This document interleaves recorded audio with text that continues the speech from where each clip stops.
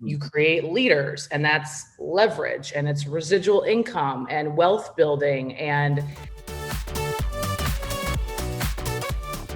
hey guys, welcome to another week of Funny Business. Today with me, I have Emily Vavra. Emily, how are you? I'm amazing, Kent. How are you? I'm doing so good. So pumped to talk to you today. So tell me a little bit about yourself. Where'd you grow up? What was childhood like? And how did that bring you from where you were to where you are today? Yeah, I love talking about the journey. I grew up in a small town in Minnesota. I was raised by a single mom. My siblings both went to traditional colleges, but I didn't know what I wanted. So I went to massage therapy school. Quickly from there, I found myself in my early 20s working multiple jobs. I was a nanny. I worked for a doctor. I practice massage, and I was searching for more, and I started to read personal development books, and I just became open and started following people that seemed to be living a life that I wanted, with entrepreneurship, designing their days. And so I met a woman. I always say, when the student is ready, the teacher will appear. I met a woman at the gym, and she was 10 years older than me, and she was crushing it in network marketing in the health and wellness space. And so I basically went to her and said, "Is your company hiring? Could you mentor me?" And she giggled, and we met up, and that's the day my life changed forever. That was 10 years ago. I was 23 years old, living paycheck to paycheck. And she said, "You know what? This is not easy. This is not easy. You're going to want to quit." And she said, the moment that, you stop being interested and committed to this business and this plan, I'm out, and I'm going to match energy for energy. And so we locked arms and built the foundation of a health and wellness business. I went to work on myself.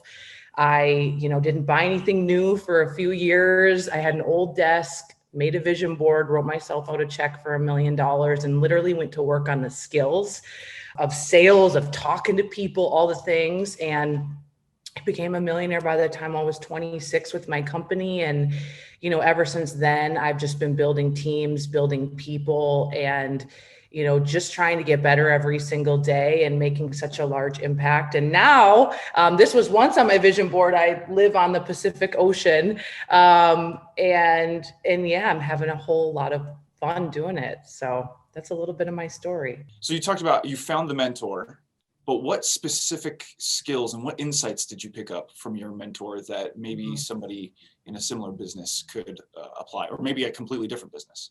Yeah. So, basically in this particular profession of network marketing, it's about pitching a plan, which a lot of us can relate. We're pitching a plan, a service. Why should someone work with you? And then closing them, and then also building teams and leadership. And so what I did is just modeled her behavior. But when we got started, she said, "Find me a person that's open to learning about what we do, and let's do a meeting." And so I would just listen and watch her, the way she talked to them, the way she asked questions. She extracted their why out of them. She built that trust.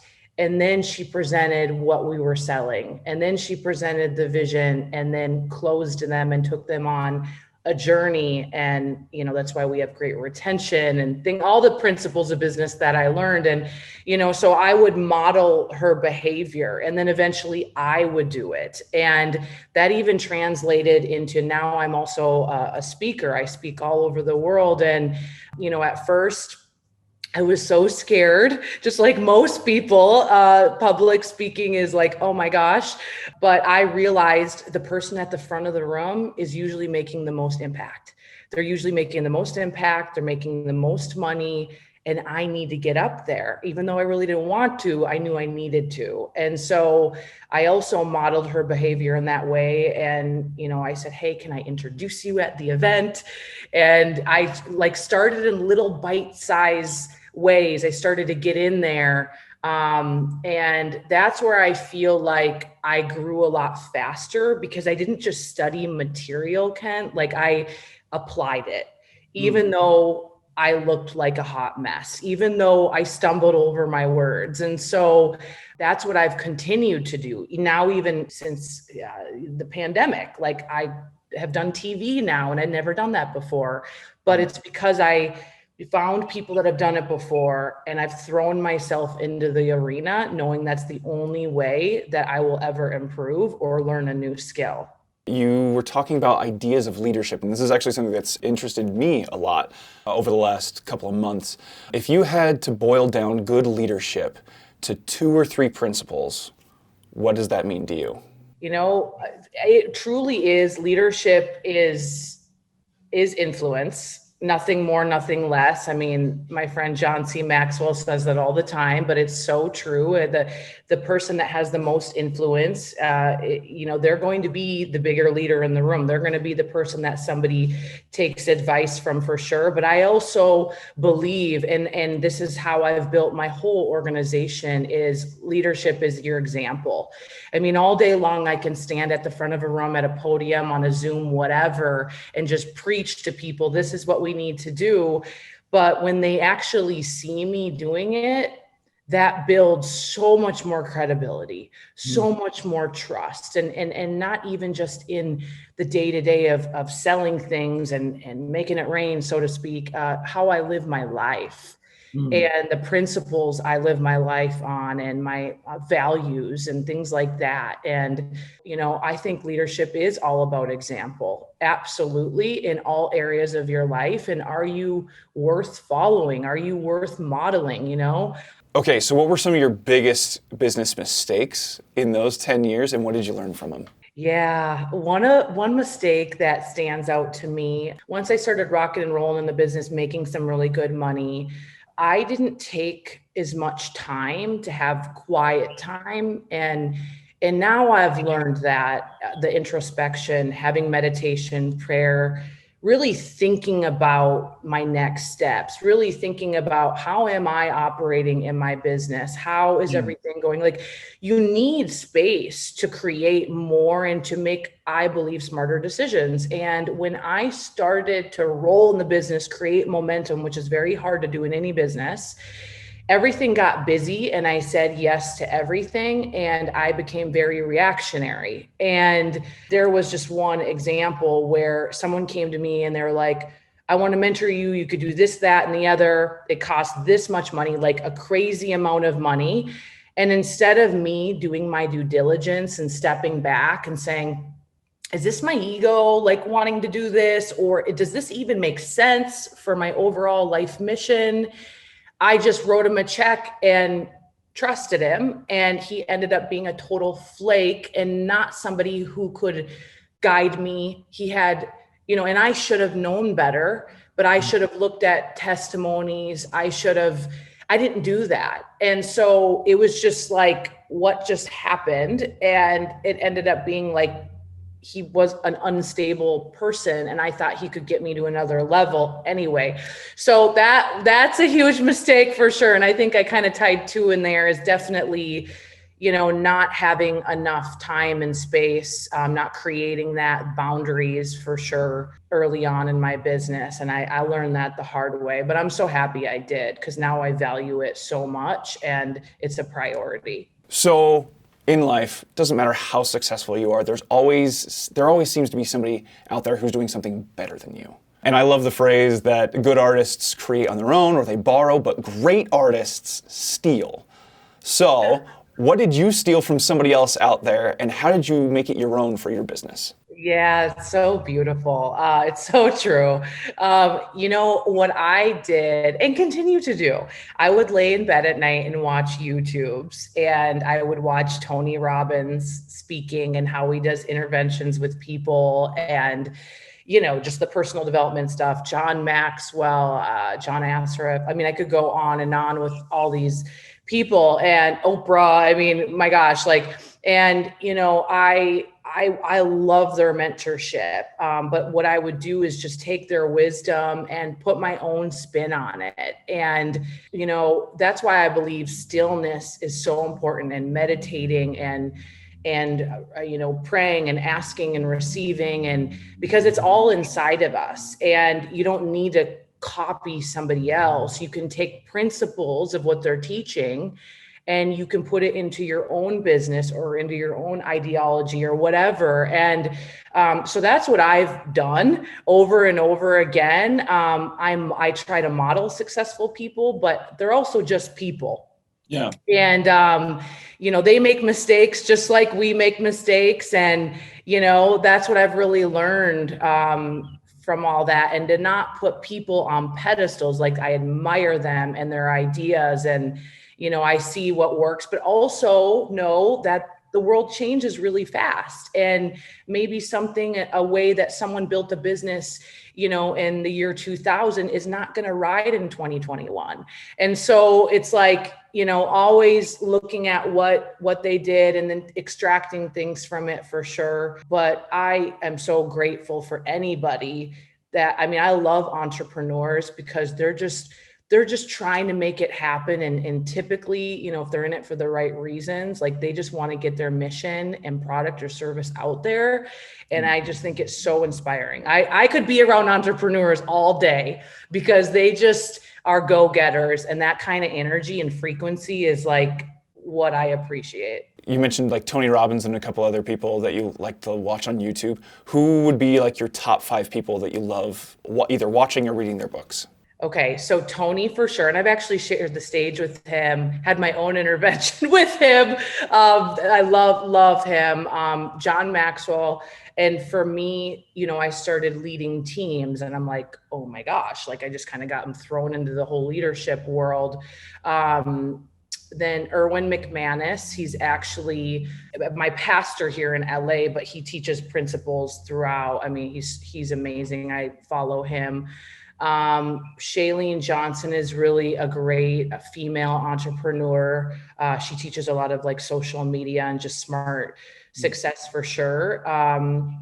And then Eric Worre has been my personal mentor and author of Go Pro. And he really has taught me all the strategies of network marketing, but you can take all those strategies and really put them into any business. And so I'd say those 5. I mean, I could continue. I love Brendan Burchard as well. But those are some of the people that I love to follow and learn from. As we've talked about before, it is fast-paced. It is go, go, go pretty much all the time. So as an owner of your own business or as a partner in your own business, how do you achieve efficiency, and what tips and tricks have you used to be able to streamline your business even faster? Well, I have multiple different businesses. So I have my network marketing business, the ItsEmily business, but I'm a huge fan of leverage.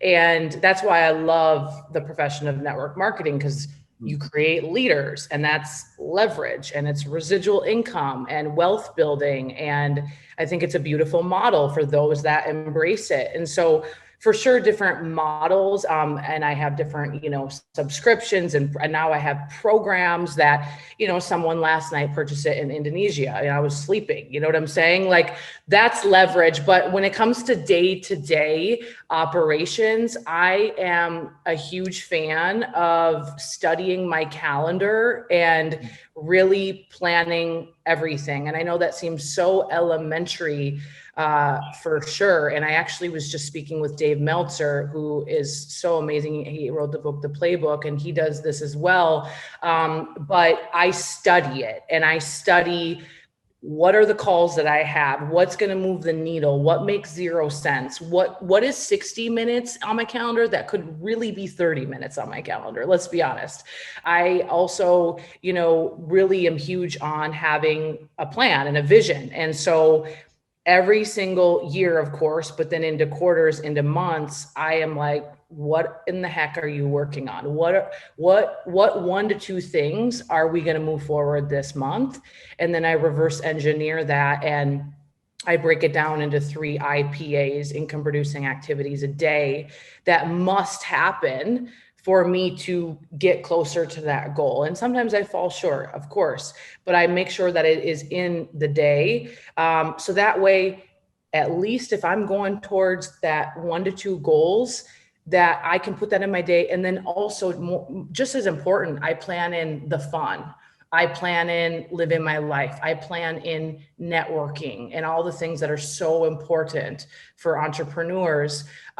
Because for me, it's not all about achieving. Like I'm a huge achiever all day long, but if I'm not living and creating amazing relationships at the same time, like what is all this for?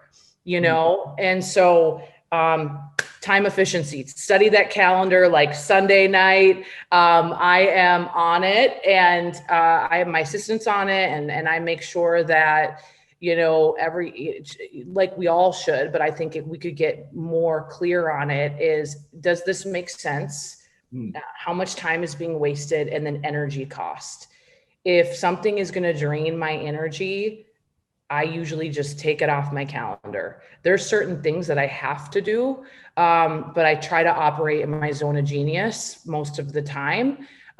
So that way, that's what's really moving the needle forward. Do you mind defining your zone of genius? Yeah. So that would be, you know, to me, it's that thing that you do that you lose sense of time, you lose track of time. Like that's where the joy is. Like me talking to you, Kent, is like, it's like life-giving, because you're asking life-changing questions that can really serve someone. And I feel like I can add value to that. Speaking is my zone of genius. And so that would be that thing that only you can do, that you're great at, because honestly, we can all do work, but I believe our meaningful work that brings us joy is going to just be it's going to be on such a different level of frequency. So I try to really help people operate more in their zone of genius. I know that there's times where we got to do certain things we don't want to do, of course. But if you can try to get more and more closer to those zones, then that's going to be your sweet spot. The masters of the craft aren't the people who are doing the fancy stuff, the jump off the wall, like Superman punches and stuff like that.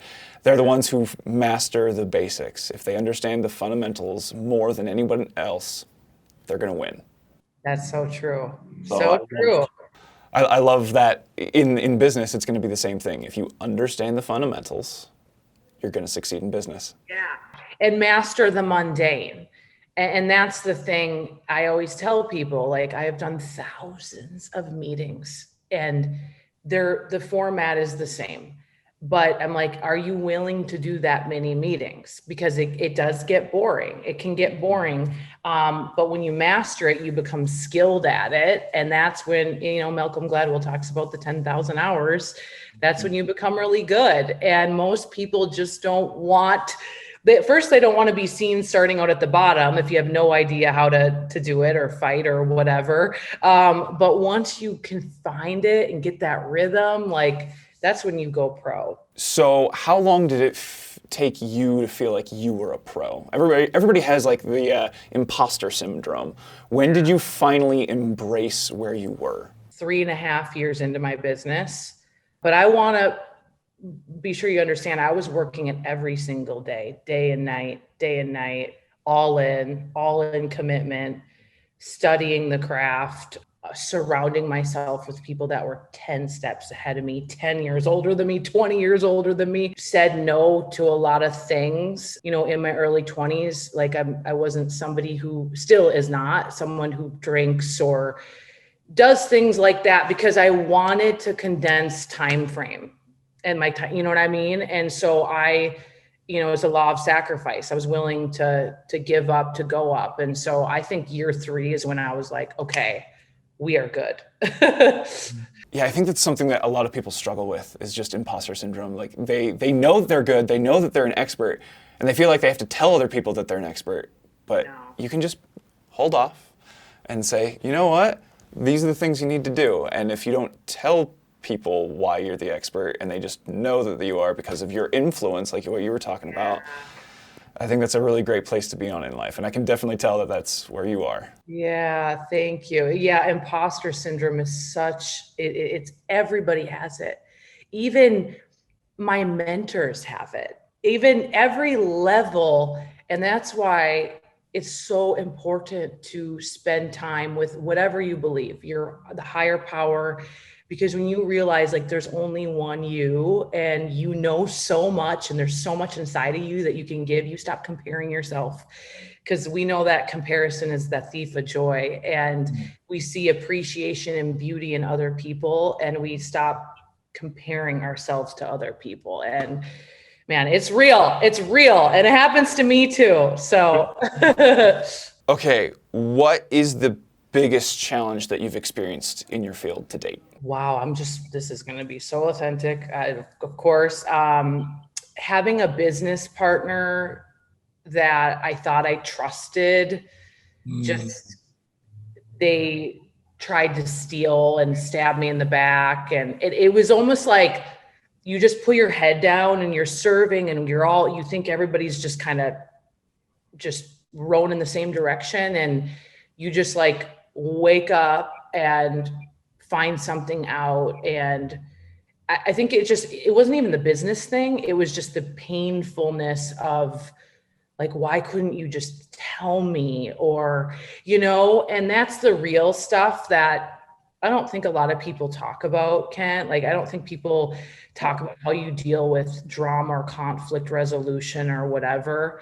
And I don't deal with drama very well at all. Like, I really don't. I've tried, that's out of my life, So when that came up from a business perspective, it was like the first time I was like, what do you do? What do I do? How do I handle this? How do I handle this with the team? Like, how, do I lash out at this person?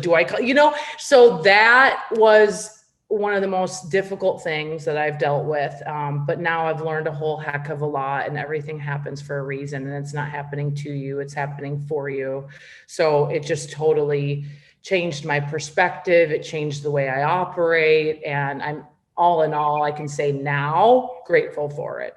That's awesome. So having gone through that, what are your tips and tricks for conflict resolution in a business setting? For my example, because I have a large organization of people that I lead, it's definitely addressing the situation to the people. So there's not rumors going on of, when the higher ups, there's drama that happens, all the other people, like, there could be drama, and they're like, did this happen? Did this happen? So I had to address it in front of everyone without carrying on about it. It's like, I shared, this happened, we're moving on from it, so everyone's in the clear, this is the truth. And then I went back to what is our vision, our mission, our why, and connected back to the heart of what we do and why we do what we do.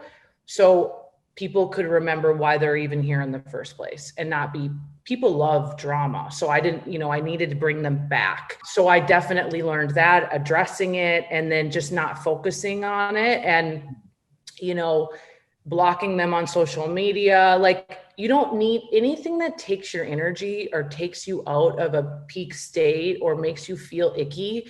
You don't have to see it. And so, this is something we actually have to train on in 2021, is like, just mute them, block them, unfriend them, because if that's going to take me out of my day and make me feel feelings I don't want to feel, it's not worth it. Yeah. So I would say that as well. And then, I overly communicate now with people and check in on the regular, which I think a lot of people that are probably listening to this right now are probably achievers, self-sufficient people, but not everybody is.